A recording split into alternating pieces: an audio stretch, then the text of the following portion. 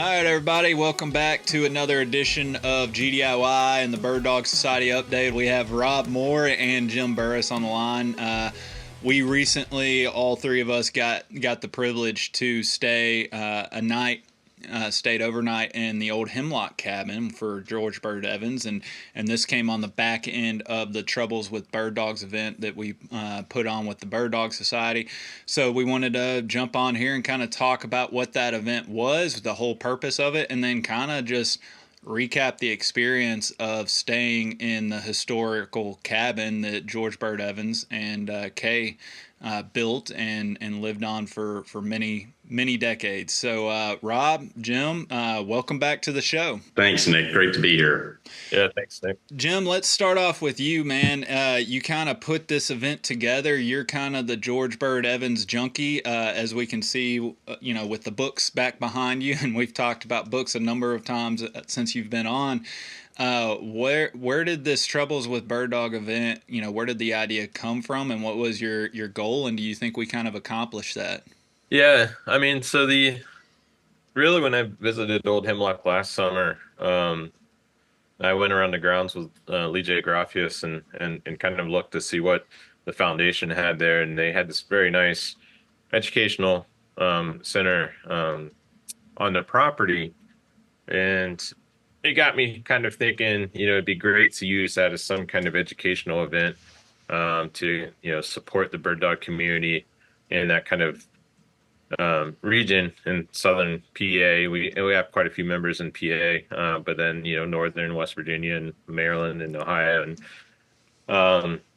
and so being familiar with George, one of his book titles is called Troubles with Bird Dogs, and it got me to thinking of all the troubles that I have gotten into and that other people have gotten into with their bird dogs, and the need to, particularly newer people, but also older people in the sport. There's people that have hunted in West Virginia for, their whole life and never seen a porcupine. Well, they may go out tomorrow and run into a porcupine, and then, they're probably going to be unprepared because they've not seen one in 30 years. And so just kind of putting something together to really kind of get a lot of this information out to people about, first aid and, the things that, what do you do if your dog eats a poisonous mushroom, and who do you call, and places to go, and if you encounter a trap, because like with the trapping thing, a lot of people have never seen a set trap or see it go off or know how to get a dog out of a trap, particularly something like a large conibear and stuff. And so just exposure to that kind of stuff, all the things we touched on in that workshop, we could easily spend a whole day just kind of dissecting that and, doing hands-on and stuff like that. And that might be something we do in the future. But and so just using the, kind of the resources Old Hemlock Foundation had available, but also, I thought it'd be a really cool thing to join efforts with the Old Hemlock Foundation, whose goal is to promote, George Bird Evans and Kay Evans, and getting people there on Old Hemlock to where they can actually see Old Hemlock and learn about George and Kay, was a part of that. And so, I think it's great whenever two nonprofits can come together and help meet each other's mission and kind of support each other. And that's what we did. And we had people from New York and South Carolina and all the neighboring states come to it, and it was definitely a destination event. We had I think 20 people there with presenters and everything else. I think we had about 25 or 26 people there, so it was a really good sized group of people. And I think that based on the feedback and responses we got, it was definitely needed, definitely helpful, and people have been encouraging to. For us to repeat the event in other places. In fact, there is as part of the presentation on the first aid, the guy, the presenter Jesse Fallon, put up the number to call for. It's basically poison control, but for pets.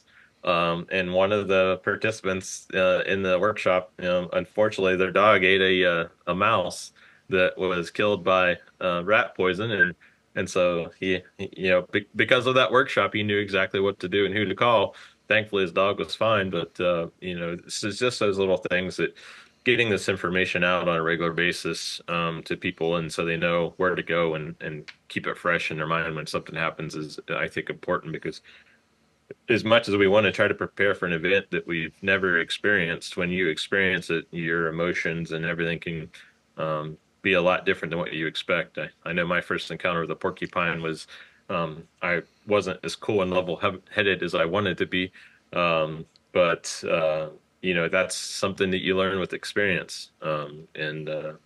But doing workshops like this, I think, gives people at least the baseline to know what they need to do and how they need to do it. So. Yeah. And I mean, experience is huge in something like this because, I'd say the majority of us, especially the people listening to this, they'll listen to a podcast, they'll read a book, they'll read an article, they may even go to a class or a seminar. But if you don't constantly revisit that subject and refresh your mind on the information or the protocol or practice certain things, it's very easy to kind of forget what you learned already. I'm just as guilty of that as everybody else. As you kind of freshen or brush up on a certain subject, you make sure all your equipment's ready, and then by the time that you're actually faced with the actual occurrence of, say, a porcupine or a snake bite or whatever it is, then you're spending time trying to go back in your head and remember, what am I supposed to do right now? How am I supposed to use this equipment? So it's something that I think that every year, us as dog owners, we should be doing some sort of continued education in regards to dealing with emergencies in the field with our dogs. Because what you're talking about, Jim, it's you may go 30 years without ever seeing a porcupine, and then out of nowhere, there it is. It's happening, and you don't really have time to stop and Google and research. And then half the time we're in places that doesn't have service to do that. And so if you're kind of sitting back on your heels, you can do your dog a major disservice. And we're talking about the health and sometimes the life of your dog. And so people, they're constantly looking for events such as this, and in my opinion, especially for the price and the level of information that they obtain throughout this course, I think it'd be hard pressed to find a better option to kind of go in and get general, broad level information across all aspects. Because we covered poison, we covered traps, we covered snakes, we covered everything throughout that day. And Rob, what did you think of the event? I know you showed up. Were you going in more of a spectator and learner, or were you kind of there to help out? What was your thoughts or anticipation going into the event? I'd say both. I could not think, having gone through the event and experienced it, I can't think of a better intro to all things bird dogs. And I'm basing that on my experience. I'm one of these guys who got recruited into upland obsession by my bird dog, Lincoln, 7 years ago. And, I remember being at that place where I had seen him go on point for the first time. That was the moment for me that, like, the hair on the back of my neck stood up and on my forearms. And I was like, I have to do everything possible to get to see this as much as possible for the rest of my life. It was just that kind of a epiphany, but I didn't know where to start. And there's so many questions that you have beginning this journey. And you have resources and mentors, but precious few opportunities that put together a day-long experience like this in what is holy ground for many of us at George and Kay's home place. Yeah, I mean, it was just such a full circle moment for me, remembering back. George Bird Evans' Troubles with Bird Dogs was the very first upland bird dog book that I read. Heather and I like to take some of our very favorite books and read them out loud to each other. And I can remember reading Troubles with Bird Dogs out loud to Heather with Lincoln curled up as a pup at the foot of our bed, and finding not just some practical advice, which George kind of sprinkles throughout his work, but a spiritual exemplar, somebody who lived the bird dog life, obviously had so much meaning and importance to him, has a way with words, and is able to express in poetic prose the type of experiences we all have with our dogs and out in nature.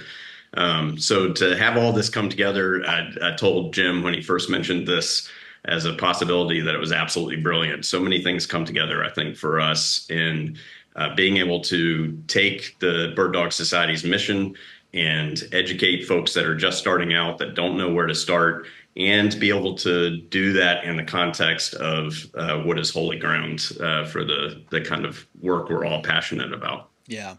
Yeah, it was really interesting kind of just seeing the symbiotic relationship or overlap between what Bird Dog Society and Old Hemlock Foundation really kind of founded themselves in and trying to continue and better educate people and whatnot. I mean, we even had one of the presenters was the vet for George Bird Evans back when he was alive. He came out and talked about field trauma in the field. How cool was that? That not only do the missions overlap, but we could the common threads between George and what we're trying to do currently stuck throughout the entire weekend or experience for us personally, but just the event in of itself, it was kind of like the having stopping and having lunch and doing the tour of the cabin and getting Lee J to go up and talk and kind of give us the background and round out some information on George.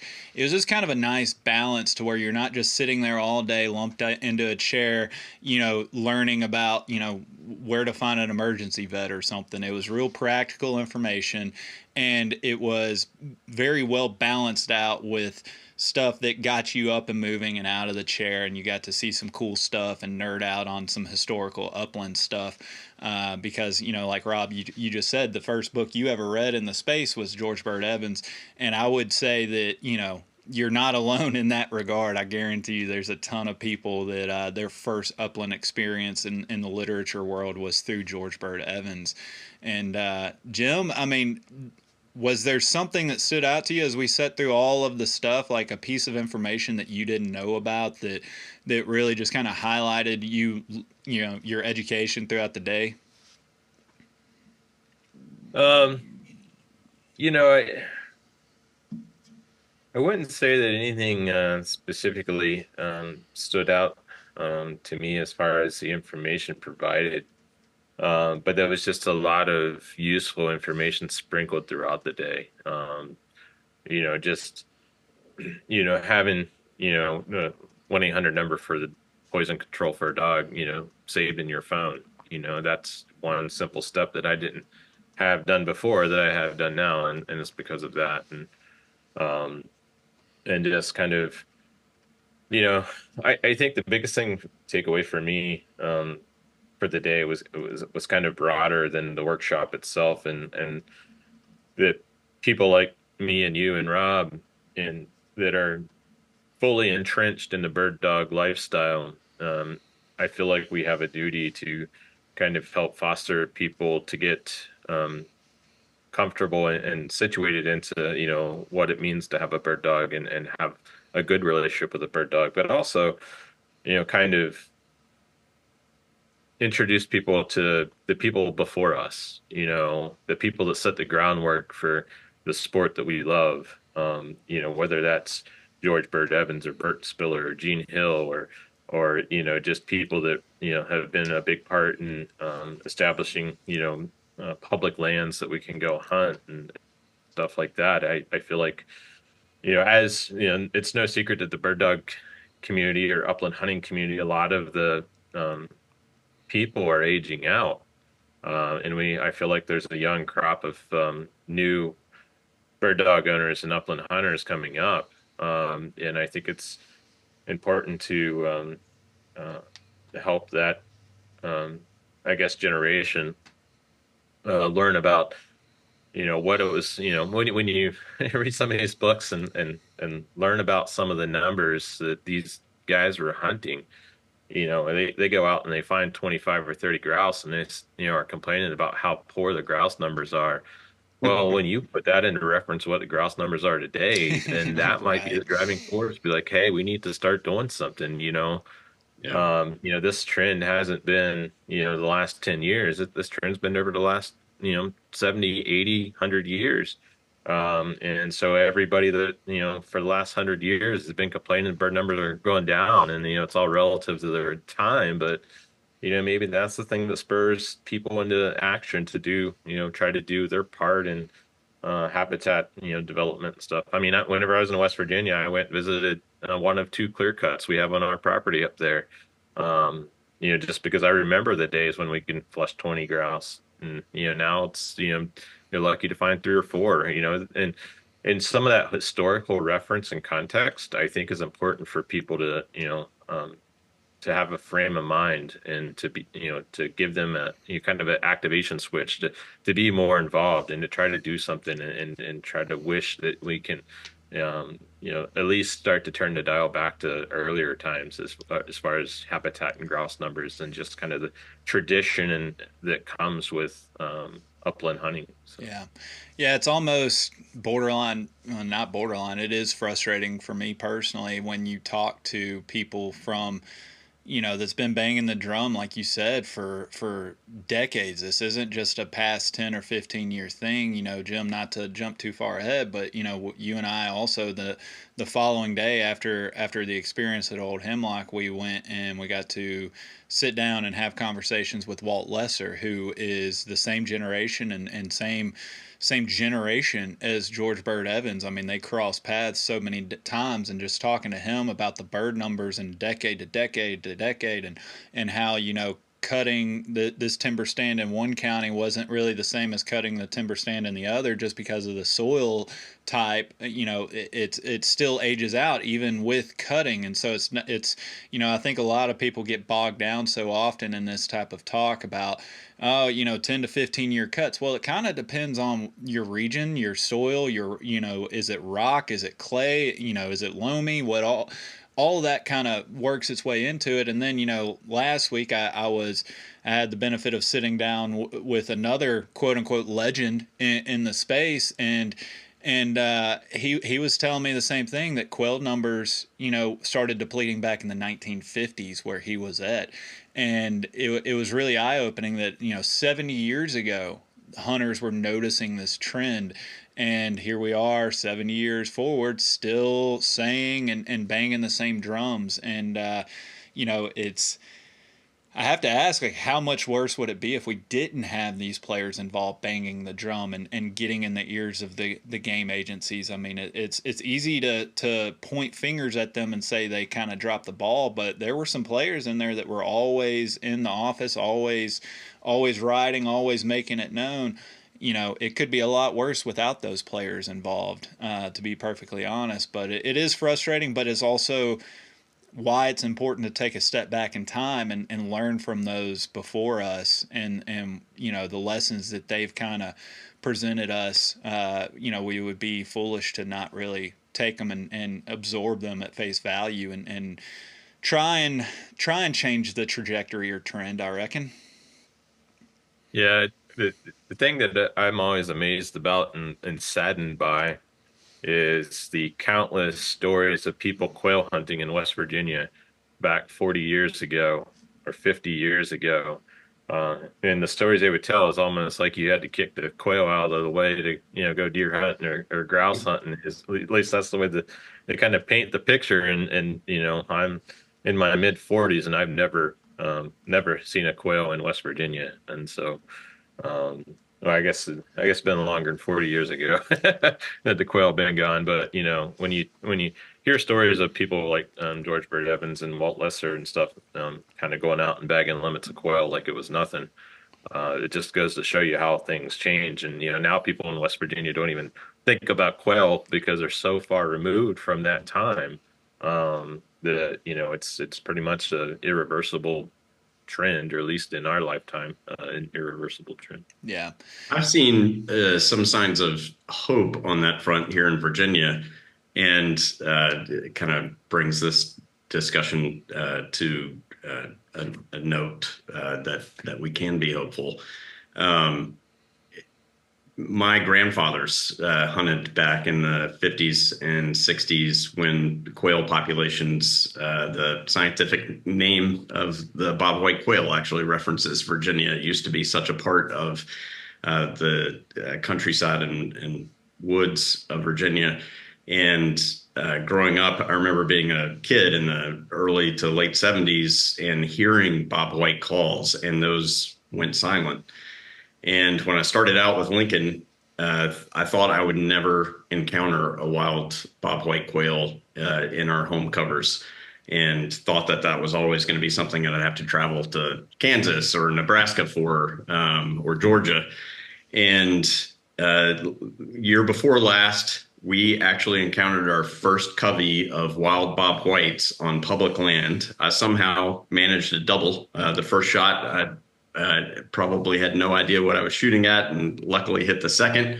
And Lincoln marched up to my side with that first quail, and I felt like I was communing with my grandfathers. I did not hunt while they were alive, and I can't describe how special that moment was. And I think we do have the possibility. We're not going to bring back bird numbers to the level that they were when George was doing most of his hunting and when he was developing his hemlock setters.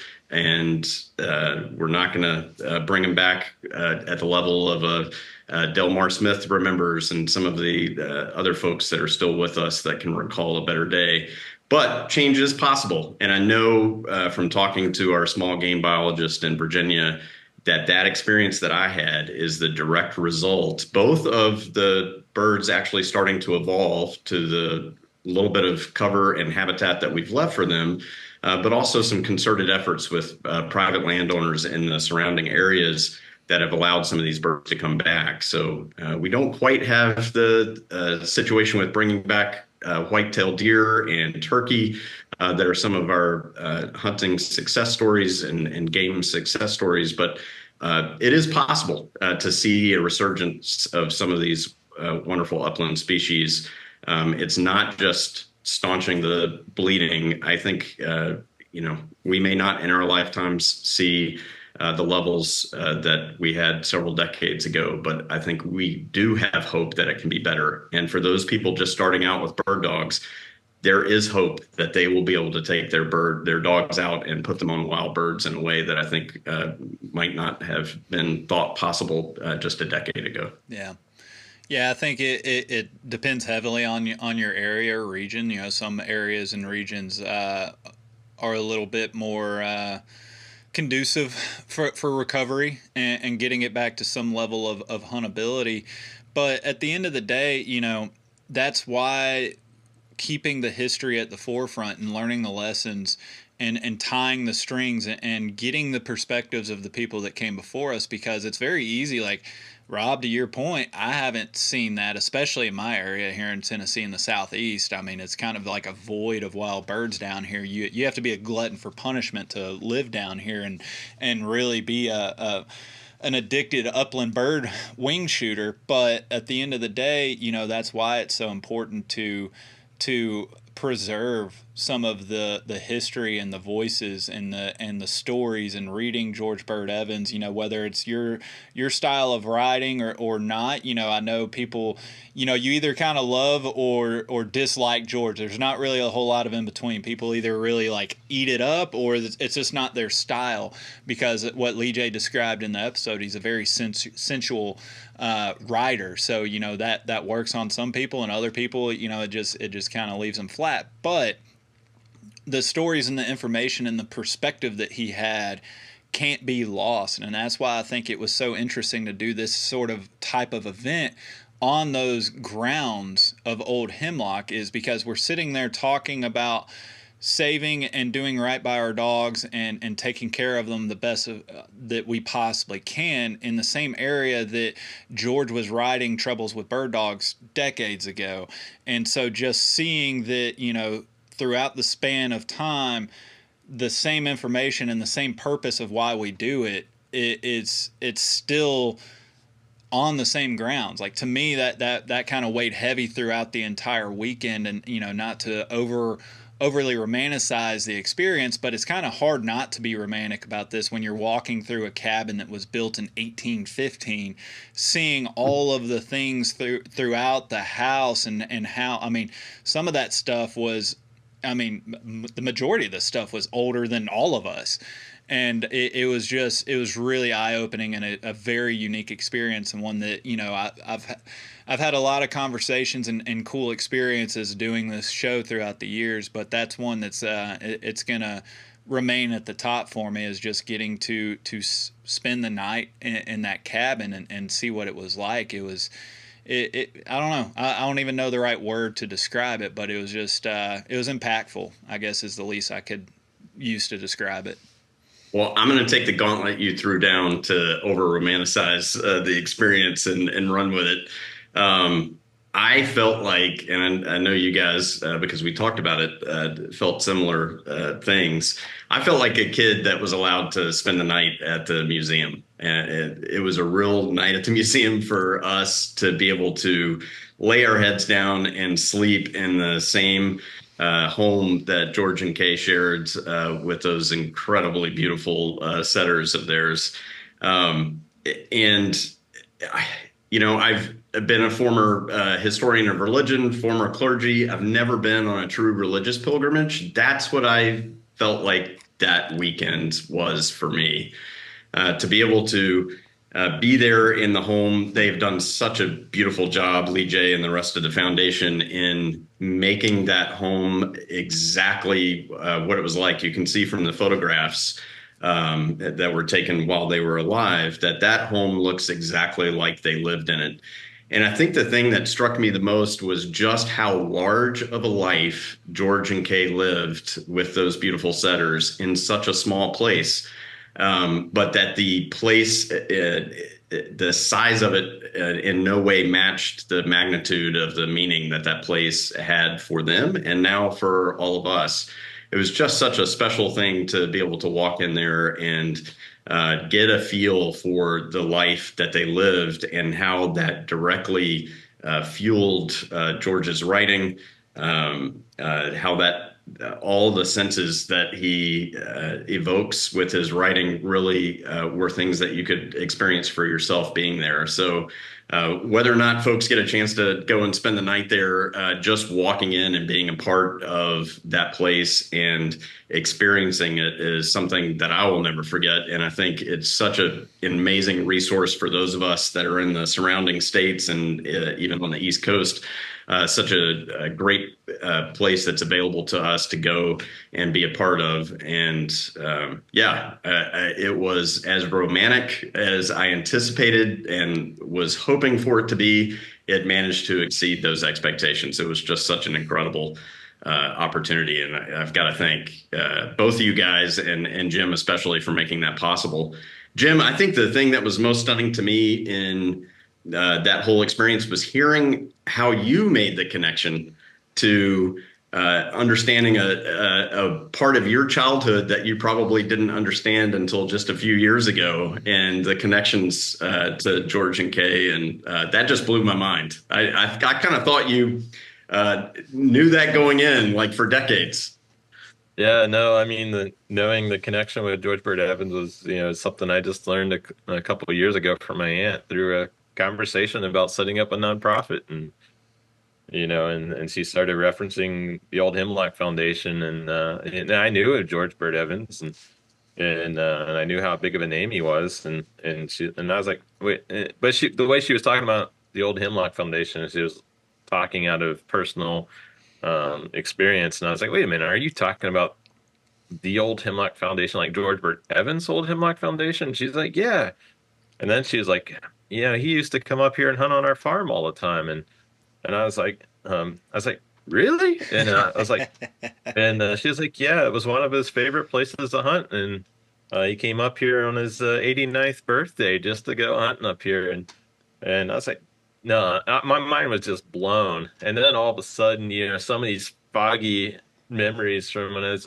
younger started to, some dots started to get connected. And I was like, wait a minute, is this the old guy, George, that used to hunt up here? And she's like, yeah. And like, to me, he was just an old guy with bird dogs that we let grouse hunt on our property. I had no idea that he was, a famous author or anything, and I was a teenager at the time, and so, it just didn't resonate with me. And I never did connect the dots. Until I had that conversation with my aunt, and it was just like an epiphany. I was like, how did I not know this and see this before? And then, You weren't ready for it then, and now you are. You're at the stage of life yeah, that they were in when they were out hunting, and you have connections at this stage of life that I think we don't have when we're kids. I was the same way with the passion my grandfathers had for hunting, and it wasn't until I was much older that it made the connection. But that was such a perfect example of that, Jim. Really, and what an the amazing thing. family history. Yeah, and the thing of it is those videos that Lee J has with George and Kay, Oh, I yeah. think are invaluable because it brings kind of the spirit of George and Kay back to life in a way. And I think Nick mentioned it on his podcast how now when I read George's books, I often hear George's voice, coming through the words. And the interesting thing about George is, once you've been to Old Hemlock and you see some of his videos and see kind of the life that he lived, you start to read his books in a completely different context. Yes. And it's that connection that kind of fosters, not only interest in George Bird Evans, but interest in literature and interest in history and maybe a deeper, kind of dive into the bird dog lifestyle. Because a lot of people read George Bird Evans' books, and a lot of times what I hear is people don't like him because of the way he writes, like his style of writing. But one thing watching the videos with George Bird Evans is that's just the way he talked. That was the way he writes is just the way he conversated, and getting to know him and seeing the all the bowls with all the wishbones from all the grouse he Oh, shot with yeah. all of his bird dogs, and having them separated out, and so he knows exactly how many grouse each dog killed over a lifetime. Just seeing like little things like that, it kind of gives you a different appreciation. So now when you read a George Bird Evans book, the words just feel like they have a little bit more meaning now because Yeah. you have that connection. 100%. And Yeah. I think that those connections are something that, I think Nick does a great job with his podcast, connecting people or introducing them to these connections and possibilities with some of these people like Walt Lesser and George Bird Evans and Delmar Smith and a lot of the other people that, if not nationally, locally, are considered legends Yep. in the community. And I think that, I just think that was really awesome. Yeah, you kind of jumped ahead on me because my next question was walking through the house. What stands out to you that like just kind of took you back, or at least made an impression with you? And you mentioned the wishbones. That was going to be kind of my answer. Is Yep. somebody who I think I've spoken about this on previous episodes before. I try and commemorate too much, honestly. Like, there's not enough space to. You can't have a memory for every single thing you do, no matter how impactful it might be at the time. It's like, there's only so many tail fins that you can put up and stuff like that. So, what I've found myself doing is trying to preserve or keep track of, just stockpiling the quote unquote memories with my dogs. And so, Jim, you see me to where like I collect the shotgun holes when the dogs find and point a bird and we retrieve. I'll take the shotgun holes and then I'll have a Sharpie in the truck and I just kind of write the date, the county, and what bird it was. And then I've got, kind of a running competition between dogs on who can collect the most shotgun holes. So when going through the cabin and we open up their china cabinet essentially, and you have these bowls of bird wishbones with just like a little piece of paper saying which dog it was. Ruff I think was in the front of it. What that really resonated with me. Like, what a cool, unique way to do the bird and dog justice, to where it's like, all right, the dog got the bird. I got it. I cleaned it. We ate the bird and paid homage to the bird by trying to commemorate them for whatever that's worth. I know some people can kind of roll their eyes at that, but to me, like, doing stuff like that really matters. You know, it doesn't have to be wishbones, it doesn't have to be shotgun holes, but I encourage everybody to try and do something that you don't just go out there, shoot a bird, cook it, and eat it, and then it's on to the next one. Like, do something that when you're sitting there, you know, years removed, and you have this big old, you know, bowl of grouse wishbones for your dog, it can spark something in your head to where you start reliving some of those moments with that particular dog. And yeah, you're not going to remember every single bird throughout that, but I couldn't help but imagine George sitting there at his piano, kind of reliving back some of his memories with Ruff, sparked by just a glance at the bowl with all those wishbones in it. And so that really stood out to me. Was there something that kind of stood out to each of you in that same spirit? Yeah, I think we all were drawn to the bowl of wishbones. I remember kind of thinking, I can't believe I've never seen this before. That's such a wonderful idea. And I think at least for those of us that attended this workshop, there might be a resurgence of George's method of collecting the wishbones and doing that. It's certainly something I want to do starting this season. There were two other things that really caught my attention. One was, and hopefully Jay won't be bothered by this, we were able to open up a cabinet or two and kind of look in. We looked but didn't touch. But opening up a cabinet and seeing a stockpile of George's old shotgun shells, unused and ready to go, the 20 gauge, the 12 gauge, and everything sitting back there straight out of the 50s and 60s. That felt like a special moment, and it felt like a reminder to myself, life is short, and we have to grasp with both hands every opportunity we have to get out in the woods with our dogs. George certainly did that. Kay certainly did that. And even still left a lot of memories behind of birds and trips that would never be experienced. So that was such a wonderful reminder. And the other was a little dog bell sitting up on top of a mantelpiece in the main room where the piano was. And that was one thing that I did pick up just to hear what it sounded like, and to have that sound come through decades of time to enter my ears, to understand what it might have sounded like to George and Kay as their setters were charging through the woods after grouse, was just such a special thing. Hearing the dinner bell that was out by the spring house, all of those pieces, I was just like, you can't read about those things. Those are things that you can only experience by going there and being a part of their place and their home, and having the privilege of being able to spend the time like what we had there. Yeah, I love the shotgun shell reference. You know, somebody, George maybe himself, bought those shotgun shells intending to use them, and then just never got the chance to. So how many of us have boxes and boxes and shelves of shotgun shells? You know, leave those boxes empty by the time you go. Don't leave them for somebody else. Jim, what stood out to you? Well, there's two things that kind of come to mind, and one is just Old Hemlock itself. You know, and there's so many little things that make it special, but you know, the more you learn about George and Kay, the more you learn that they really loved Old Hemlock as though it was an individual. They thought it had a spirit, and they nurtured that and took care of it in a way that, you know, they felt like they were being stewards of Old Hemlock.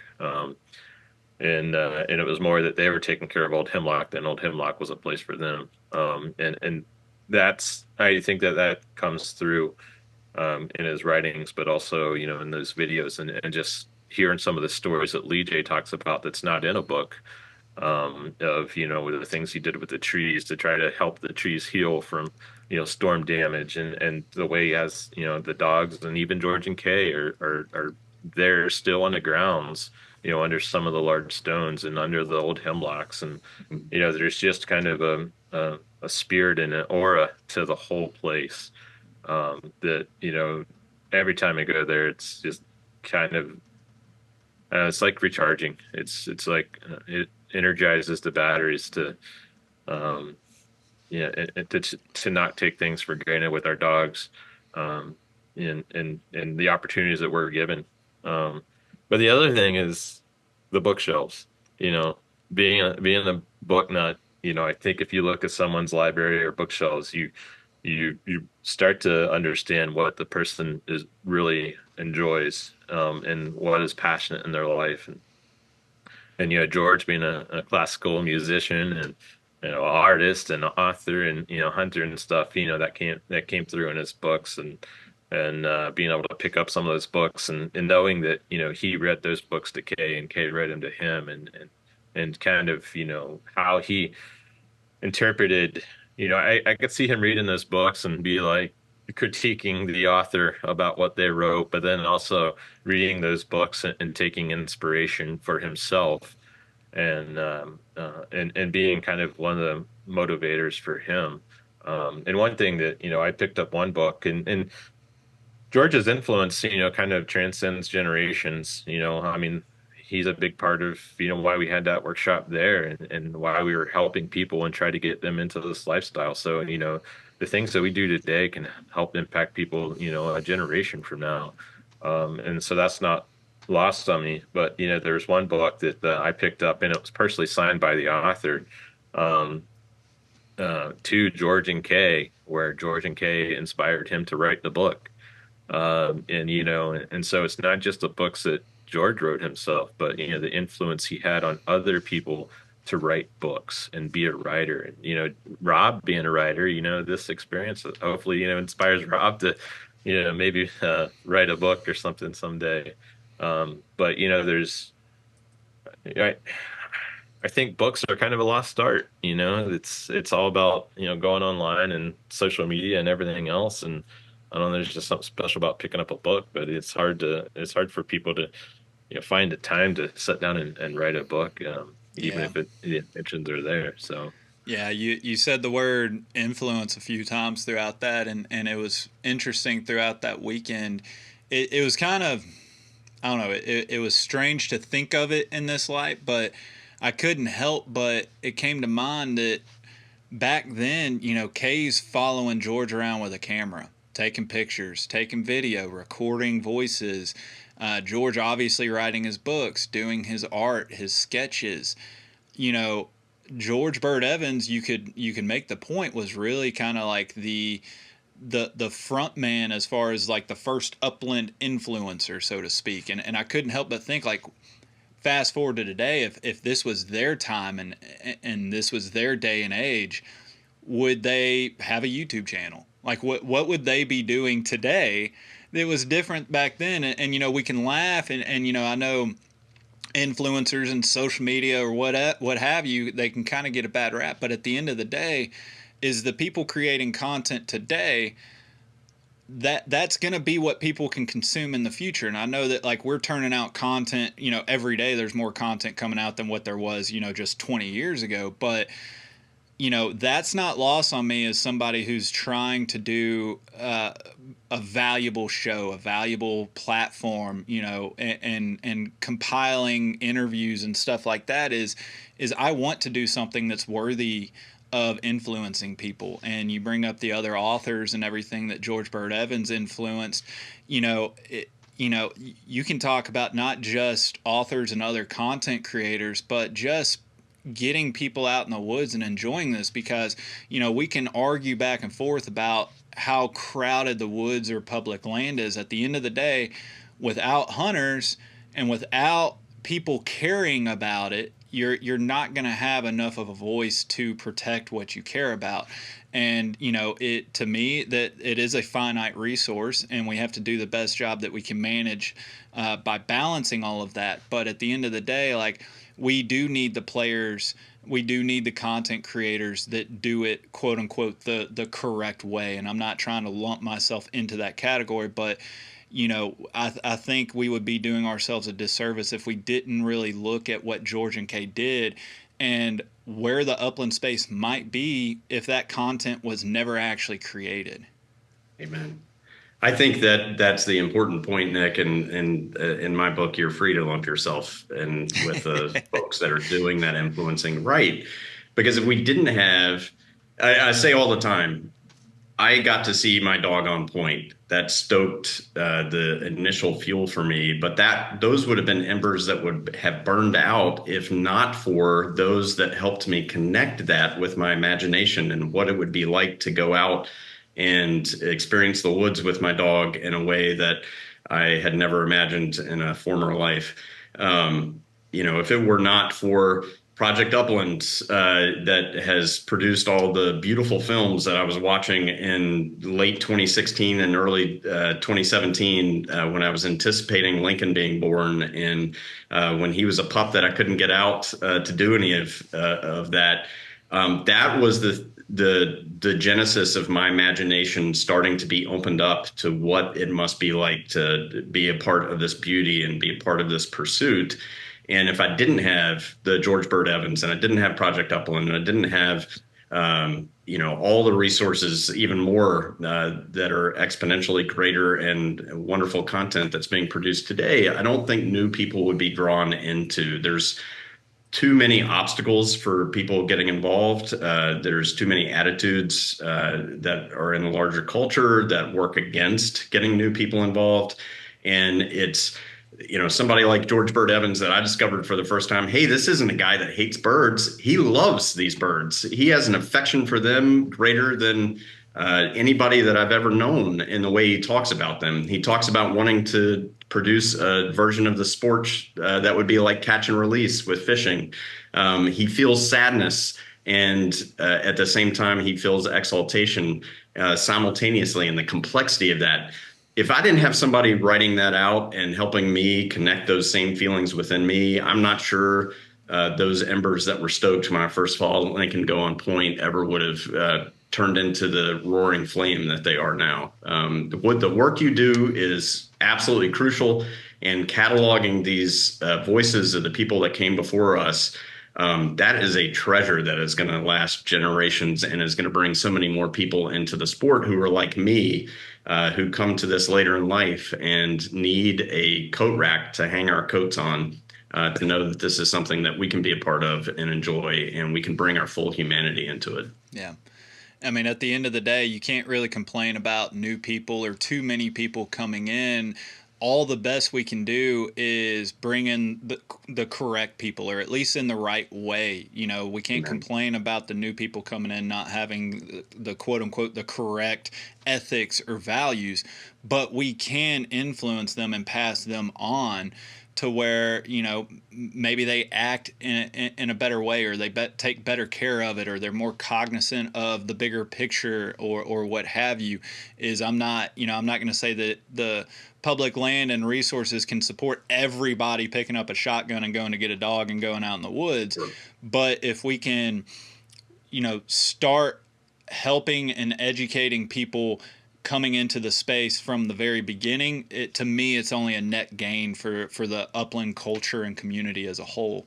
And Jim, do you have anything before we start wrapping this up and get on to some of the future bird dog societies? Do you want to add anything as in regards to the Old Hemlock impressions? Well, I mean, the only thing I thought about and is something that, on this visit, I started to think about more was, George's relationship with his dogs, being companion dogs.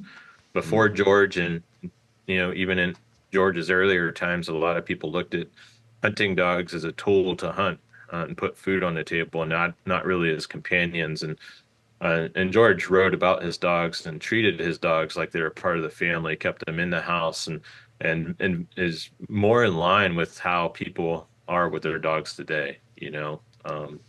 And I think that that's an important distinction in turn because, you know, again, his books are the early form of social media.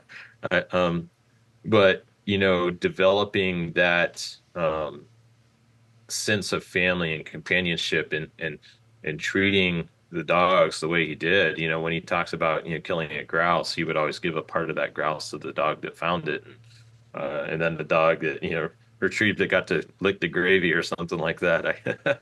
But he kept the dogs in the house. They were always a part of the family. Then a lot of times they were sitting at the dinner table with them.